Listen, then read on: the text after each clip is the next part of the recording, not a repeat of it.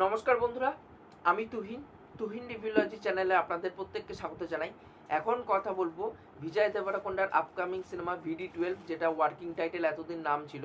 তা কালকে এটা মেকার্সদের পক্ষ থেকে অ্যানাউন্সমেন্ট টিজার নিয়ে আসা হয়েছে, টাইটেল অ্যানাউন্সমেন্ট টিজার। তা কেমন কি লেগেছে আজকে আপনাদের সাথে সেটা নিয়ে আলোচনা করব।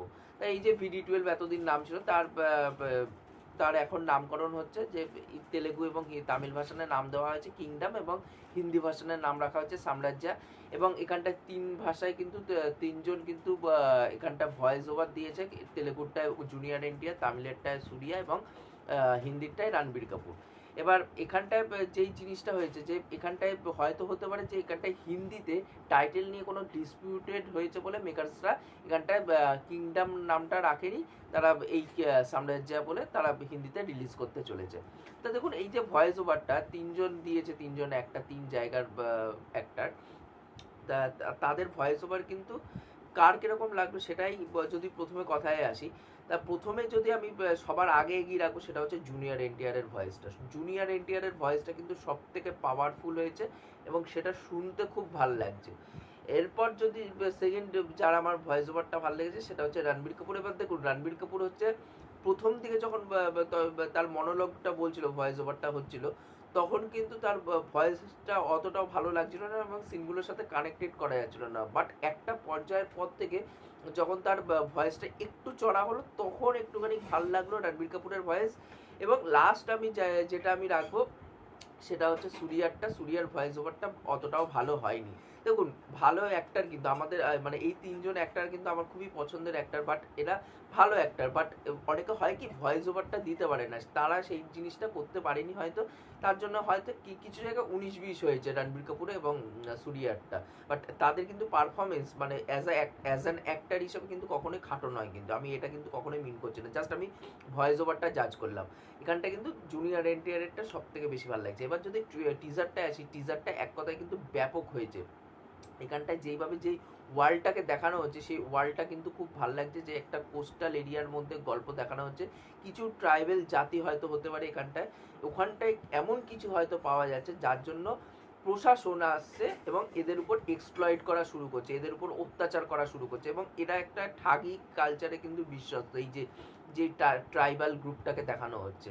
এবং বিজয় দেবরাকোন্ডা, যে আমার যেটা মনে হয় বিজয় দেবরাকোন্ডা হয়তো এই প্রথমে এই হয়তো শত্রুপক্ষের হয়ে লড়বে, কারণ এখানটা কিন্তু বিজয় দেবরাকোন্ডাকে দেখতে পাচ্ছি যে আমি কিন্তু বাঁচার জন্য সব কিছু করতে পারি, জ্বালিয়ে দিতে পারি, এরকম একটা লাস্টে একটা ডায়লগ কিন্তু বিজয় দেবরাকোন্ডা দিচ্ছে বসে বসে। এবার সেই জায়গা থেকে হয়তো হতে পারে যে এদের হয়ে লড়বে, এর হয়তো কোনো কেস আছে, কারণ একে জেলের কয়েদি হিসাবে দেখতে পাচ্ছি, এর বিরুদ্ধে হয়তো কোনো কেস হয়েছে, সেইটার থেকে বলেছে যে প্রশাসন যে তোমাকে এই কেস থেকে ছাড়াতে পারি একটাই শর্তে, তুমি যদি এদেরকে মারতে পারো।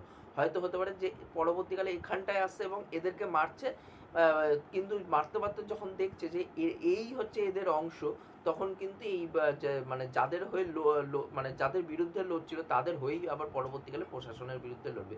কারণ একটা জায়গায় দেখতে পাচ্ছি, যেহেতু প্রশাসনের হয়ে লড়ছে, সেটা কিন্তু বোঝা যাচ্ছে যে যখন ও একটা জায়গা থেকে হাঁটছে, হেঁটে আসছে, এবং মানে যারা আর্মি অফিসাররা আছে সব সাইডে কিন্তু সরে যাচ্ছে, তার মানে এখান থেকেই বোঝা যাচ্ছে যে এ কিন্তু প্রথমে শত্রুপক্ষের হয়ে লড়বে। এবং এখানে আমার যেটা মনে হচ্ছে পুরোপুরি কিন্তু অ্যান্টাগোনাইজড হিসাবেই দেখানো হবে সরকারকে।